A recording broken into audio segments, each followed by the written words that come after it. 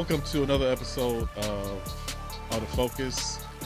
And today's guest is a local photographer and someone that I don't know if you knew this or not, but when I first started doing photography, I kind of reached out and was asking questions like, hey, like, how do I do this? And how do I get into doing this? So Amber, a bird's eye photo. Hey, you got She's it. yeah, I got it. She's a photographer in Toledo, Ohio. So, kind of introduce yourself, how you started in photography, and what inspired you to pick up a camera and eventually become uh, make photography your business. Okay, well, thank you first for having me here. I am excited to be here. And what got me started in photography was the first time I went on a trip away from home. My grandfather gave me a camera to pretty much just capture everything that was happening. And I saw him Mm-hmm. do that for our family when I was coming up. And so that was my first real introduction to a camera. And I've been documenting my family's life ever since, and my friends and my sorority sisters. So that just kind of carried me through. It was never something that I was trying to do for money Right. until someone called me and said, I stole your dream. It was my ex husband. He called me and said, I stole your dream. I became a photographer. And I was like, what? That's not my Wow. dream. That wasn't my dream. I didn't think that was my dream. Right. But once he said it and he planted it in my mind, I couldn't stop thinking about it.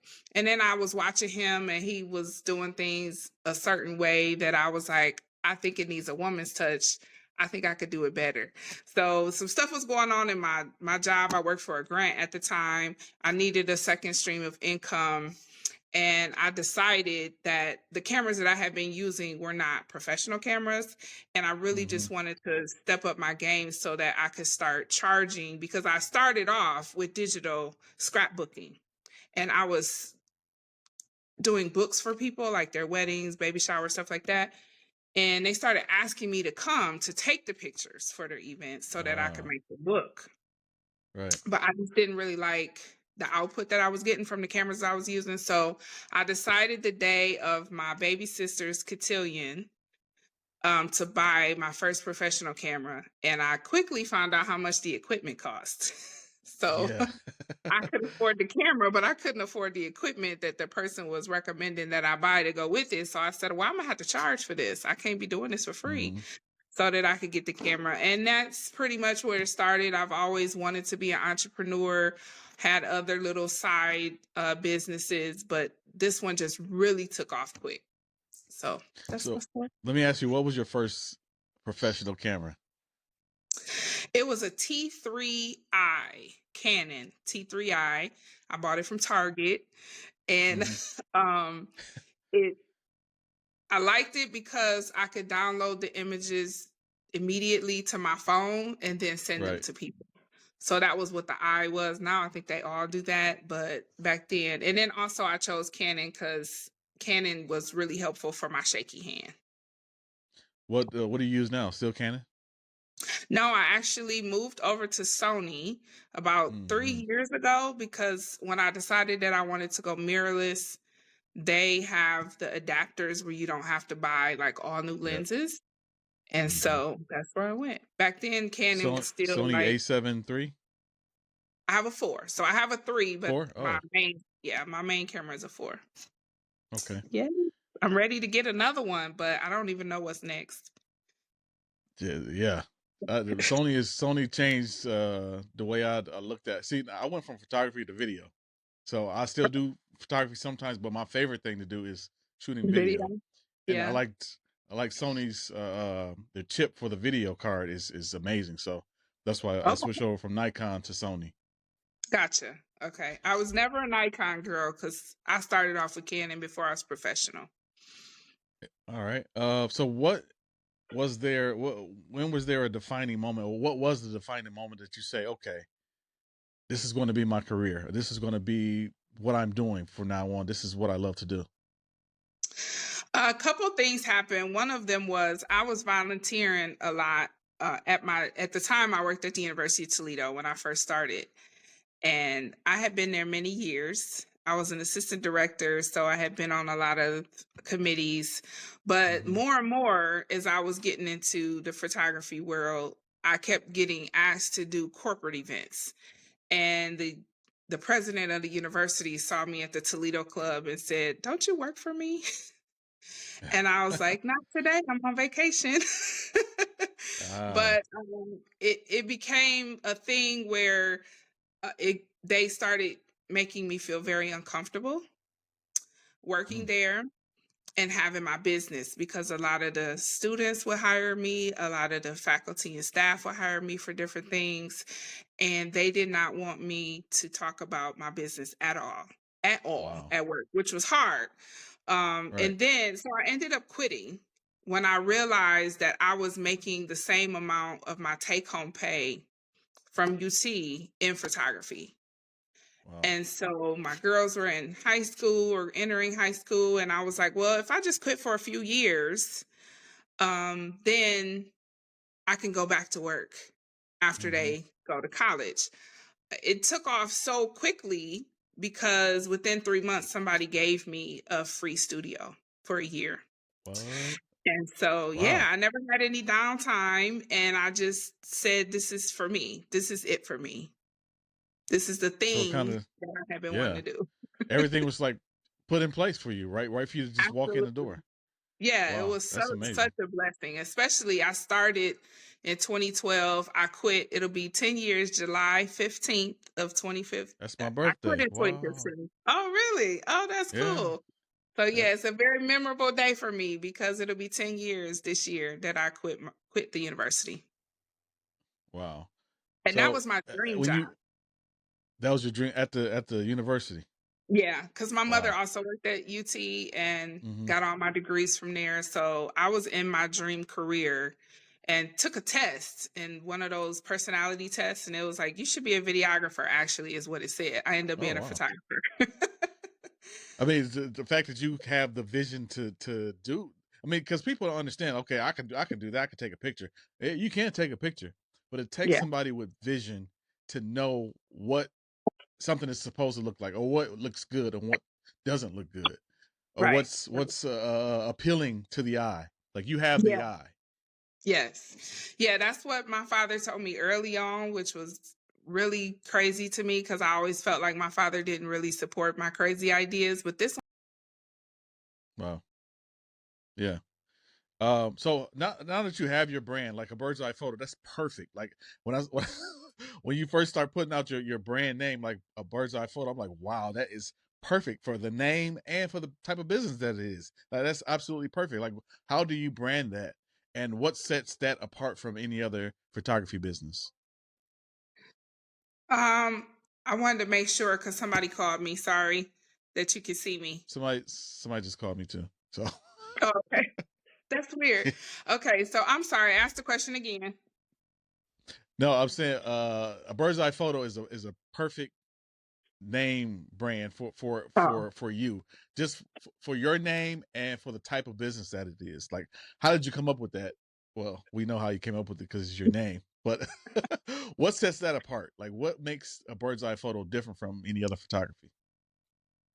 well, I think because I center around the people, and the interesting story about my name is, again, I told you my ex-husband was a photographer, a professional photographer first, and he was really good.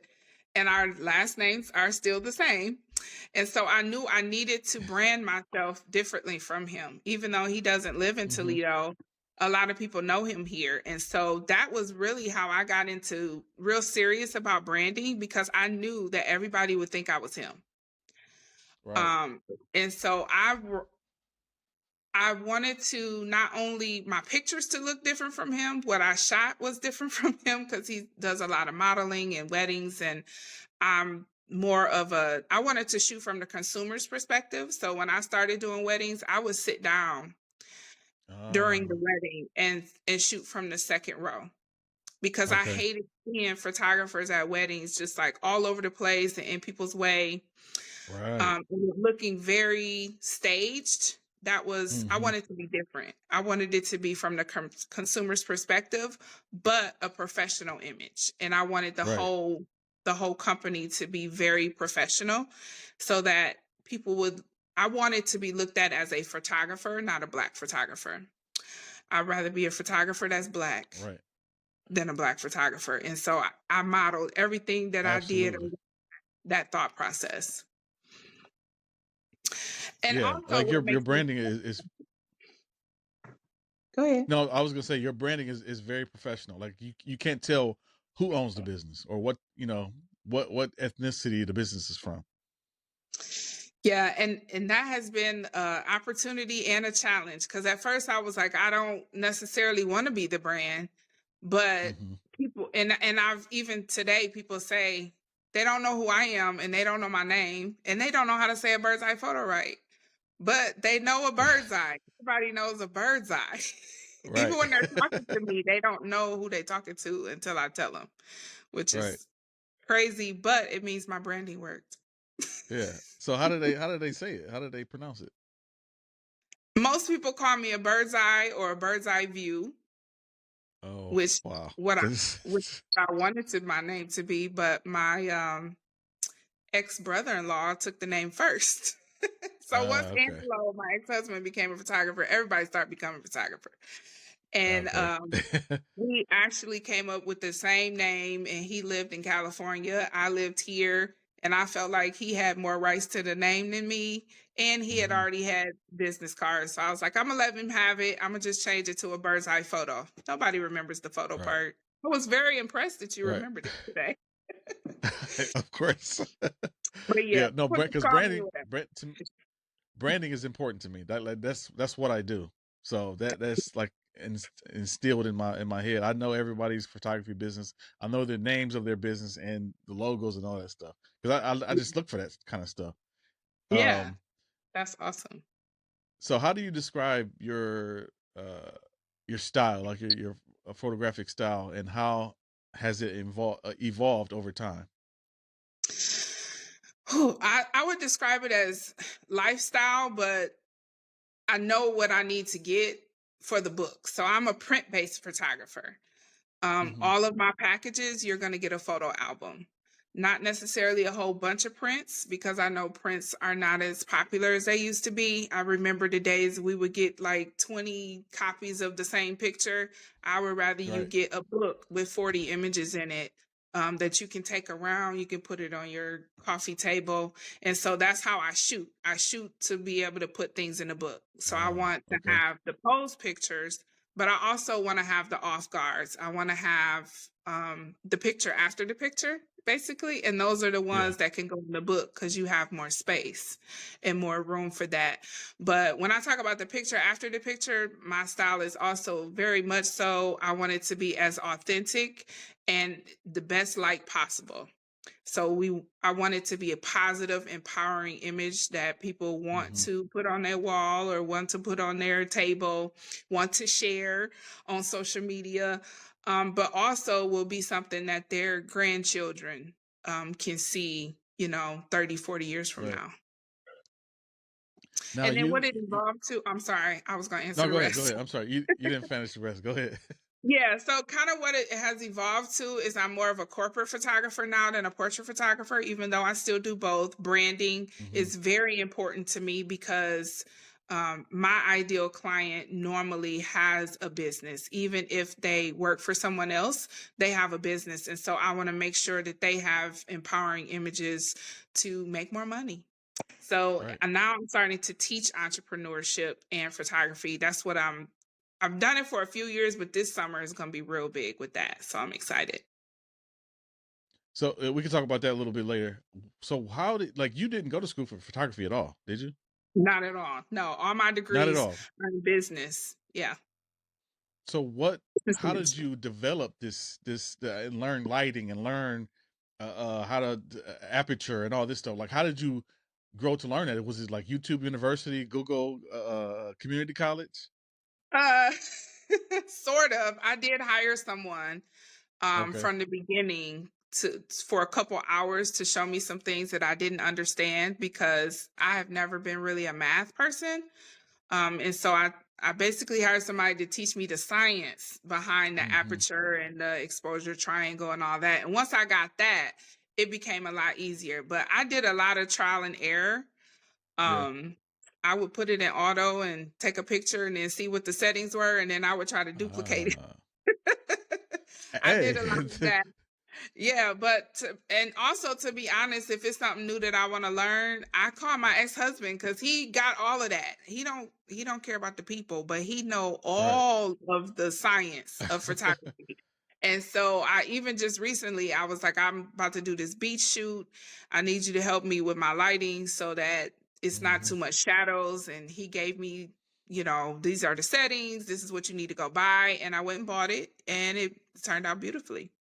Wow. So yeah, it's been trial and error and research and hiring people. And I'll go to a lot of photography conferences as well. Okay.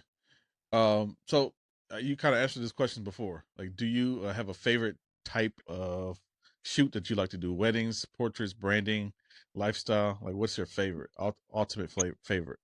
So the ultimate favorite is actually boudoir, which I Okay. did. But branding, boudoir, and business go together for me, because it's all about empowering, usually a Black woman in business, Right. to look at herself in her best light, in a different way that she would look at herself day to day, and empower Mm-hmm. her to want to know that she can do whatever it is she wants to do. What makes uh what mistakes have you made earlier in your career that you've learned and had it be a valuable lesson to you that you can pass on to someone else and say, don't make this mistake? Oh, see, that second part I didn't think about, but the mistake that comes to mind is leaving my car door open and everything I owned got stolen, Oh um, wow. including my laptop. So that could have ended my career. That was in the first probably year and a half of me doing this. Um, but it turned out to be a blessing. And so I think that was what I learned from it, was don't look at negative things as the end, because Mm-hmm. the outpouring of support that I got from the photography industry, people sent me flashes and lenses Wow. in the mail. People sent me money.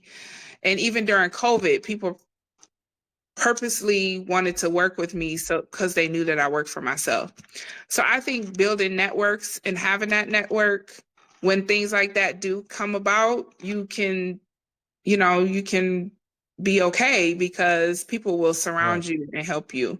So yeah, it was terrible though. Like I had to go to the gas station up the street and found my SD cards it was in an Altoids box. They emptied my purse in the garbage can. And Wow. that was the only thing that saved me from losing some of my clients' work that I had just done in like the last 2 months. Was they threw Mm-hmm. away all my SD cards, and they didn't know that. They thought it was, I guess they really didn't care. Okay. Next question. What advice would you give someone who wants to get into the photography business? Like, what type of knowledge should they know once going into this?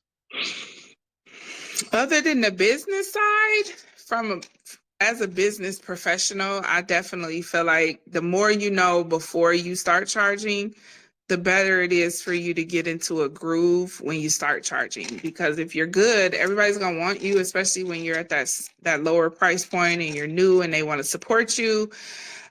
So the more you know ahead of time before you start charging, I think it's better. But also when it comes to just taking the pictures, you don't need the best camera and all of the thousands of dollars worth of equipment to get started.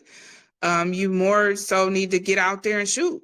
Even if you have Mm-hmm. one lens or one or two lenses, know what your limitations are, but that you have a lot of opportunity, especially if you're shooting outside.